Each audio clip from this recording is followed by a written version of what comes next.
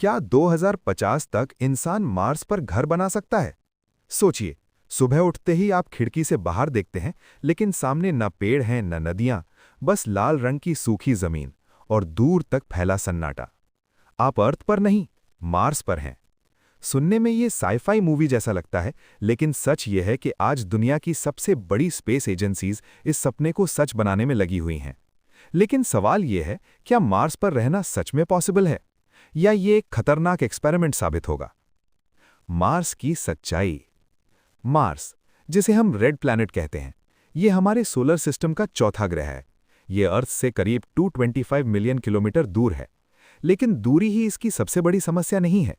असल समस्या है इसका एनवायरनमेंट। मार्स का एवरेज टेम्परेचर लगभग -60 डिग्री सेल्सियस रहता है, यानी यहाँ इतनी ठंड है कि पानी तुरंत बर्फ बन जाए। और सबसे बड़ी बात, मार्स के एटमॉस्फेयर में ऑक्सीजन लगभग नहीं है, यानी अगर कोई इंसान बिना सूट के यहाँ खड़ा हो जाए तो वो कुछ ही सेकंड में बेहोश हो जाएगा। मार्स पर ग्रेविटी भी अर्थ से काफ़ी कम है, लगभग 38%। शुरू में ये अच्छा लग सकता है, लेकिन लंबे समय में ये इंसान की हड्डियों और मसल्स को कमज़ोर कर सकता है।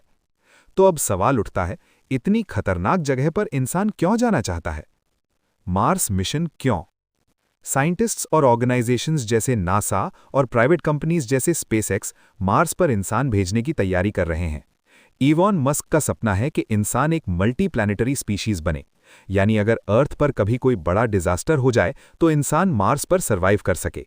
इसके अलावा मार्स पर रिसर्च से हमें ये समझने में मदद मिलेगी कि क्या कभी वहां लाइफ मौजूद थी और क्या फ्यूचर में वहां लाइफ पॉसिबल हो सकती है।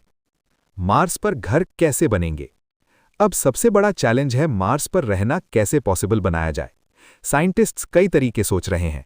पहला, अंडरग्राउंड हाउसेस। मार्स पर रेडिएशन बहुत ज्यादा है, इसलिए जमीन के अंदर रहना ज्यादा सेफ हो सकता है।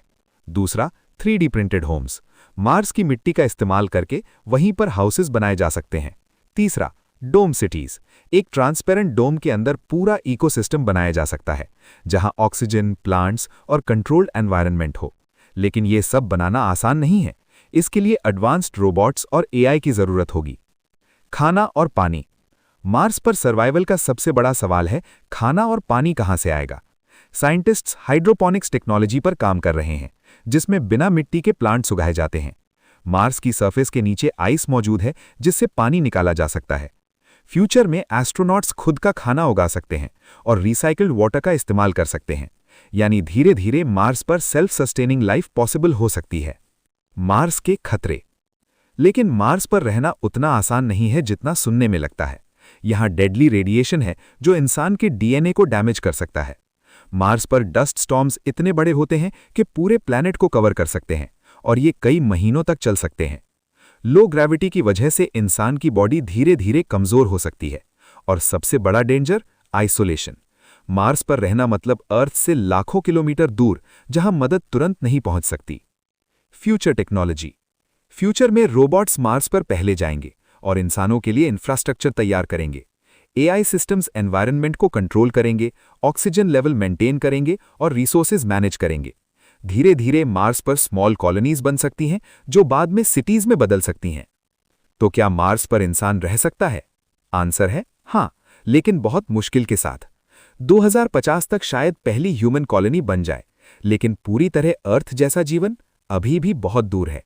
मार्स पर रहना एक चैलेंज होगा, लेकिन यही चैलेंज इंसान को आगे बढ़ाता है।